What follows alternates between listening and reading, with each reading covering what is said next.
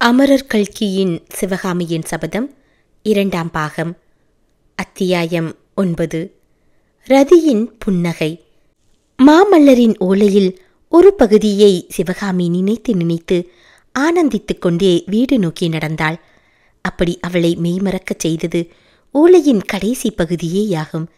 சக்கரவர்த்தியின் குமாரனாயிராமல் ஆயனரிடம் சிற்பக்கலை கற்கும் சீடனாயிருக்க விரும்புவதாக மாமல்லர் தெரிவித்தாரல்லவா?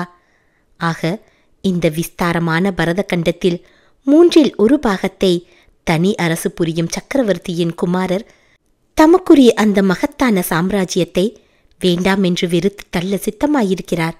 இதற்காக அரண்மனை மானியம் பெற்று ஜீவனம் செய்யும் ஆயன சிற்பியின் மகளுக்காக. அந்த பெண்ணிடம் தாம் கொண்ட காதல் நிறைவேறுவதற்கு இந்த சாம்ராஜ்யம் தடையாயிருக்கிறதென்பதற்காக.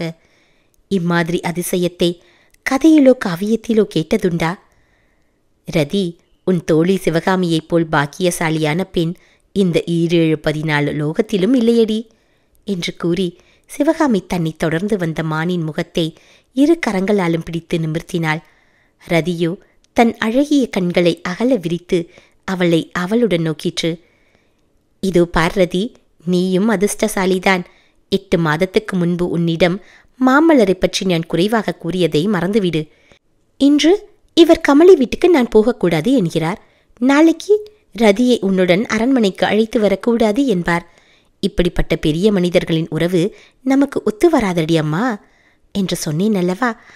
அதே பல்லவகுமாரர்தான் இன்றைக்கு ராஜ்யம் என்னத்திற்கு சிவகாமி, எனக்கு நீயே போதும் என்கிறார். அவர் சொல்வது நியாயம்தானே ரதி? எனக்கு அவரும் அவருக்கு நானும் இருந்தால் போதாதா? ராஜ்யம் என்னத்திற்கு? சண்டை, கொலை, சாவு எல்லாம் என்னத்திற்கு? இவ்விதம் கூறி ரதியின் 2 தூக்கிய காதுகளுக்கும் நடுவில் சிவகாமி முத்தமிட்டு விட்டு மறுபடியும் சொல்வாள். ரதி, உன் பாடு யோகந்தான். மாமல்லரும் நானும் மனித சஞ்சாரமே இல்லாத நடுக்காட்டில் பர்ணசாலை கட்டிக்கொண்டு ஆனந்த வாழ்க்கை நடத்தப் போகிறோம். அப்போது இந்த சுகபிரம ரிஷியை அடித்து துரத்திவிட்டு உன்னை மட்டும்தான் எங்களுடன் வைத்துக் கொள்ளப் போகிறேன். உனக்கு வேலை நிரம்ப இருக்கும் ரதி. எனக்கும் மாமல்லருக்கும் இடையில் நீ அடிக்கடி தூது போக வேண்டியதாயிருக்கும். ரதி கண்களினாலேயே ஒரு புன்னகை புரிந்துவிட்டு போதும் இந்த அசட்டுத்தனம் என்பது போல் தலையை ஆட்டிவிட்டு சிவகாமியின் கையில் இருந்து திமிரிக்கொண்டு புல் மேயச் சென்றது. அம்மா சிவகாமி என்ற குரலை கேட்டதும் சிவகாமி திடுக்கிட்டு திரும்பி பார்த்தாள். அவள் பார்த்த இடத்தில் செடி கொடிகளை விலக்கிக் கொண்டு ஆயனர் நிற்பதைக் கண்டாள்.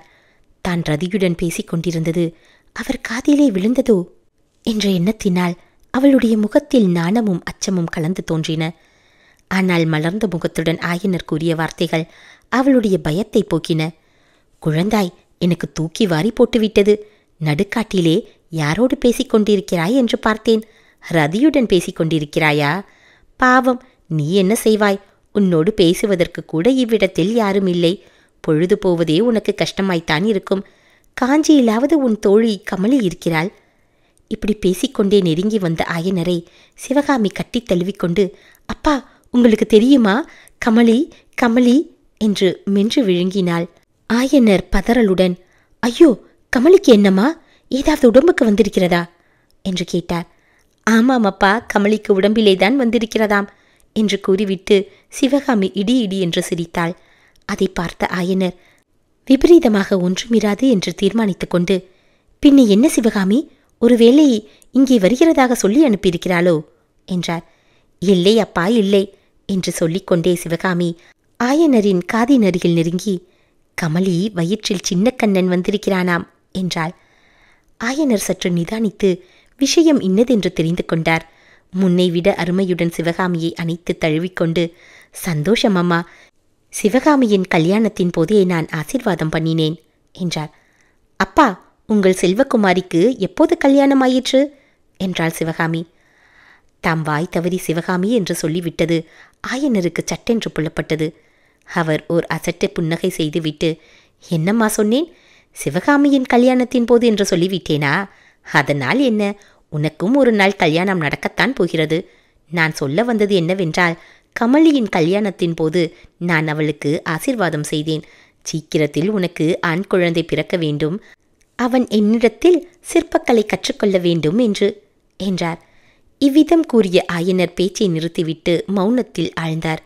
அவருடைய உள்மனமானது சிவகாமியின் விவாகத்தை பற்றி சிந்திக்கத் தொடங்கியது. பரஞ்சோதிக்கு அவளை மனம் செய்விக்கலாம் என்று தாம் முன்னம் எண்ணியது நினைவு வந்தது. அவனோ இப்போது பெரிய போர் வீரனாகவும் கோட்டை தளபதியாகவும் ஆகியிருக்கிறான். கேவலம் ஒரு சிற்பியின் மகளை அவன் மணந்து கொள்ள இணங்குவானா? அப்பா, என்ன யோசிக்கிறீர்கள் என்று சிவகாமி கேட்கவும், ஒன்றுமில்லையம்மா, பரஞ்சோதியுடன் நான் பேசிக் கொண்டிருந்த போது நீ திடீரென்று எங்கே போய்விட்டாய்? அவனிடம் சக்கரவர்த்தி ஒரு முக்கியமான சமாச்சாரம் சொல்லி அனுப்பியிருக்கிறார். அதை பற்றி உன் அபிப்பிராயத்தை கேட்கலாம் என்று பார்த்தால் உன்னை காணோம். வா, வீட்டுக்கு போய் சாவகாசமாய் பேசலாம். உன் அத்தை நாம் 2 பேரும் சாப்பிடாமல் எங்கே தொலைந்து போய்விட்டோம் என்று ஆச்சரியப்பட்டு கொண்டிருப்பாள் என்றார். இருவரும் ஒற்றையடி பாதையில் மௌனமாக நடந்தார்கள். ஆயனரின் உள்ளம் சிவகாமியின் வருங்காலத்தை பற்றிய சிந்தனையில் ஆழ்ந்திருந்தது.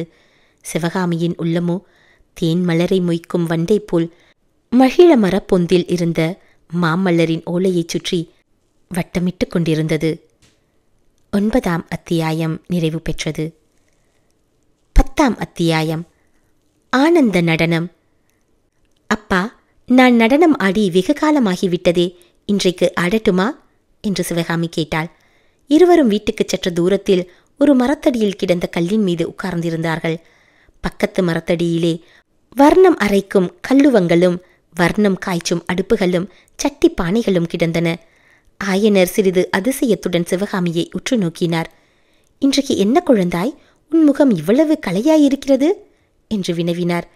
உடனே மறுமொழி சொல்ல முடியாமல் சிவகாமி சிறிது திகைத்துவிட்டு பிறகு, கமலியை பற்றி கேள்விப்பட்டதிலிருந்து எனக்கு உற்சாகமாய் இருக்கிறதப்பா. காஞ்சிக்கு போய் கமலியை பார்த்துவிட்டு வரலாமா என்றாள். உடனே தான் பிழை செய்துவிட்டதை உணர்ந்து நாவை பற்களினால் கடித்து கொண்டு, ஆமாம் அப்பா, சக்கரவர்த்தி ஏதோ நமக்கு செய்தி அனுப்பியதாக சொன்னீர்களே, அது என்ன என்று கேட்டாள். எதிரி சைனியம் வடபெண்ணை ஆற்றை கடந்து விட்டதாம். காஞ்சியை நெருங்கி வந்து கொண்டிருக்கிறதாம். காஞ்சிகை முற்றுகை போட்டாலும் போடுமாம். ஆகையால் ஒன்று நீங்கள் காஞ்சி நகருக்கு போய்விடுங்கள், அல்லது சோழ தேசத்துக்கு போங்கள் என்று சக்கரவர்த்தி சொல்லி அனுப்பினாராம். நீ என்ன சொல்கிறாயம்மா? நான் என்ன சொல்ல அப்பா, எனக்கு என்ன தெரியும்? தங்கள் இஷ்டம் எதுவோ அதுதான் எனக்கு இஷ்டம். என் இஷ்டம் இங்கேயே இருக்க வேண்டும் என்பதுதான். இந்த காட்டை விட்டு வேறு எங்கே போனாலும் எனக்கு மனம் நிம்மதி இராது என்றார் ஆயனர். எனக்கும் அப்படித்தான் அப்பா, இங்கேயே நாம் இருந்து விடலாமே என்றாள் சிவகாமி. மாமல்லரின் ஓலையில் தாம் வந்து அவளை சந்திக்கும் வரையில் ஒன்று முடிவு செய்ய வேண்டாம் என்று எழுதியிருந்ததை நினைத்து கொண்டுதான் மேற்கண்ட விதம் சிவகாமி சொன்னாள். காஞ்சிக்கு போய் கமலியை பார்க்க வேண்டும் என்ற ஆசை ஒரு பக்கத்தில் அவளுக்கு அளவில்லாமல் இருந்தது. ஆனால் 8 மாதத்துக்கு முன்பு திருநாவுக்கரசரை பார்ப்பதற்காக காஞ்சிக்கு போய் திரும்பியதும் முதலாக மாமல்லர் தனக்கு எழுதிய ஓலையை நினைவுபடுத்தி கொண்டாள். அரண்மனை நிலா மாடத்தில் முத்து பதித்த பட்டு விதானத்தின் கீழே தங்க கட்டிலின் மேல் விரித்த முல்லை மலர் படுக்கையிலே படுத்துறங்க வேண்டிய நீ, என்னுடைய ரதசாரதியின் வீட்டில் தரையிலே விரித்த கோரைப்பாயில் படுத்துறங்கினாய் என்பதை எண்ணி எண்ணி என் மனம் புண்ணாகிறது என்று பல்லவகுமாரர் எழுதியிருந்தார். இதிலே அவர் சிவகாமியிடம் கொண்டிருந்த காதலின் மேன்மையும் வெளியாயிற்று. கண்ணபிரான் வீட்டிலே வந்து சிவகாமி தங்குவதை அவர் அவ்வளவாக விரும்பவில்லை என்பதும் புலனாயிற்று. இதை பற்றி சிவகாமியின் உள்ளத்தில் ஒரு போராட்டம் நடந்தது. கமலியிடம் அவளுக்கு இருந்த நட்புணர்ச்சியும் பல்லவகுமாரரிடம் அவள் கொண்டிருந்த காதல் வெறியும் போராடின. முடிவிலே காதல்தான் வெற்றி பெற்றது. ஆகா, எத்தகைய பேதை நாம்! மகிதலம் போற்றும் மண்டலாதிபதியின் குமாரரிடம் காதல் கொள்ள துணிந்துவிட்டு அவருடைய கௌரவத்துக்கு பங்கம் விளையக்கூடிய காரியத்தை செய்தோமே என்று வருந்தி இனிமேல் பல்லவகுமாரரின் விருப்பம் தெரியாமல் காஞ்சிக்கே போவதில்லை என்று தீர்மானித்திருந்தாள். ஆகையினாலே தான் மேற்கண்டவாறு சொன்னாள். அதற்கு மறுமொழியாக ஆயனர் கவலை துணித்த குரலில் கூறினார். என்ன இருந்தாலும் மகேந்திர பல்லவர் தீர்க்கமான அறிவு படைத்தவர். அவருடைய கட்டளைக்கு மாறாக நடந்தால் ஏதாவது விபரீதம் வருமோ என்னவோ. யாரிடமாவது யோசனை கேட்கலாம் என்றால் அதற்கும் ஒருவரும் இல்லை. நாகநந்தியடிகளாவது வரக்கூடாதோ? 8 மாதத்துக்கு முன்பு போனவர் இன்னும் வரவில்லை. பிக்ஷுவுக்கு என்ன நேர்ந்துவிட்டதோ என்னவோ.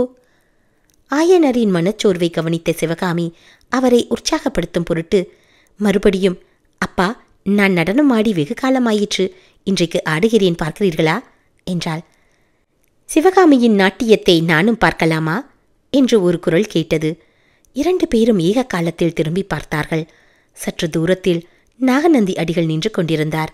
புத்தம் சரணம் கச்சாமி, தர்மம் சரணம் கச்சாமி, சங்கம் சரணம் கச்சாமி என்று நாகநந்தி கோஷித்து முடித்ததும் ஆயனர், அடிகளே, வரவேணும் வரவேணும், நினைத்த இடத்தில் நினைத்த போது வந்து அருள் செய்கிறவர் கடவுள்தான் என்று பெரியோர் சொல்வார்கள். தாங்களும் கடவுள் மாதிரி வந்திருக்கிறீர்கள். உங்களை பற்றி இப்போதுதான் பேசிக் கொண்டிருந்தோம் என்றார். அப்படியா? இந்த காவி வஸ்திரதாரியை பற்றி நினைவு வைத்துக் கொண்டிருந்தீர்களா? சிவகாமியின் திருநாவினால் கூட நாகநந்தியின் பெயர் உச்சரிக்கப்பட்டதா? அவ்விதமானால் என்னுடைய பாக்கியந்தான். ஆயனரே, உங்கள் குமாரியின் புகழ் தேசமெல்லாம் பரவியிருக்கும் அதிசயத்தை நான் என்னவென்று சொல்வேன்? திருவதிகைக்கும் தில்லைக்கும் போனேன், உறையூருக்கு போனேன், வஞ்சிக்குப் போனேன், நாகைக்கும் போயிருந்தேன். இன்னும் தெற்கே மதுரையும் பதிக்கும் கொற்கை துறைமுகத்துக்கும் சென்றிருந்தேன். எங்கே போனாலும் எனக்கு முன்னால் சிவகாமியின் புகழ் போயிருக்க கண்டேன். காஞ்சியிலிருந்து நான் வந்ததாக தெரிந்ததும் எல்லாரும் சிவகாமியின் பரதநாட்டிய கலையை பற்றியே கேட்டார்கள். புத்த பிக்ஷுக்களும் ஜெயின முனிவர்களும் கேட்டார்கள். சைவ பெரியார்களும் வைஷ்ணவ பக்தர்களும் கேட்டார்கள். உறையூரில் சோழ மன்னர் கேட்டார். நாகப்பட்டினத்திலே சீன தேசத்திலிருந்து வந்திருக்கும் சித்திரக்காரர்கள் கேட்டார்கள். ஆயனரே, இப்பேற்பட்ட கலை செல்வியை புதல்வியாகப் பெற நீர் எவ்வளவோ பாக்கியம் செய்திருக்க வேண்டும். இவ்வாறு புத்த பிக்ஷு சொன்மாறி பொழிந்து வருகையில் ஆயனரும் சிவகாமியும் இடையில் பேச சக்தியற்றவர்களாய் பிரமித்து நின்றார்கள். கடைசியில் நாகநந்தி, ஓ மகா சிற்பியே, சென்ற 8 மாதத்திற்குள் சிவகாமியின் நடனத் திறமை இன்னும் எவ்வளவோ வளர்ந்திருக்க வேண்டுமே. தென்னாடெல்லாம் புகழும் நடன ராணியின் நாட்டியத்தை பார்க்கும் பாக்கியம் இன்று எனக்கு கிட்டுமா என்றார்.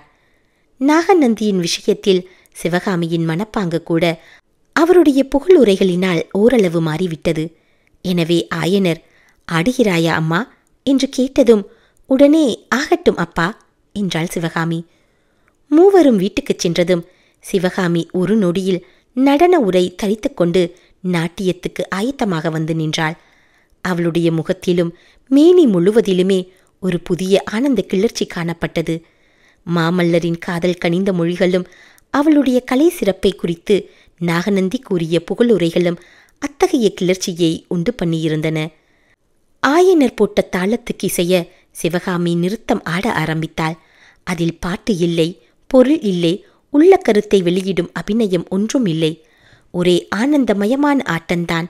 சிவகாமியின் ஒவ்வொரு அங்கத்திலும் ஒவ்வொரு அங்கத்தின் அசைவிலும் அந்த ஆனந்தம் பொங்கி வழிந்தது. ஆஹா, அந்த ஆனந்த நடனத்திலே எத்தனை விதவிதமான நடைகள்! மத்தகஜத்தின் மனோ உன்னதமான நடை, பஞ்சகல்யாணி குதிரையின் ஸ்ருங்கார நடை, துள்ளி விளையாடும் மான்குட்டியின் நெஞ்சையெல்லும் நடை, வனம் வாழ் மயிலின் மனோமோகன நடை, அன்னப்பட்சியின் அற்புத அழகு வாய்ந்த நடை. இவ்வளவு நடைகளும் சிவகாமியின் ஆட்டத்திலே காணக்கூடியதாயிருந்தது. ஆட்டம் ஆரம்பித்து சிறிது நேரத்திற்கெல்லாம் சிவகாமி நடனம் ஆடுவதாகவே தோன்றவில்லை. தன் செயல் என்பதையே இழந்து அவள் ஆனந்த வெள்ளத்தில் மிதந்து கொண்டிருப்பதாகவே தோன்றியது. ஆயனரும் தம்மை மறந்த கால எல்லையெல்லாம் கடந்த காலதீதமான மனநிலைக்கு போய்விட்டார். 10ஆம் அத்தியாயம் நிறைவு பெற்றது.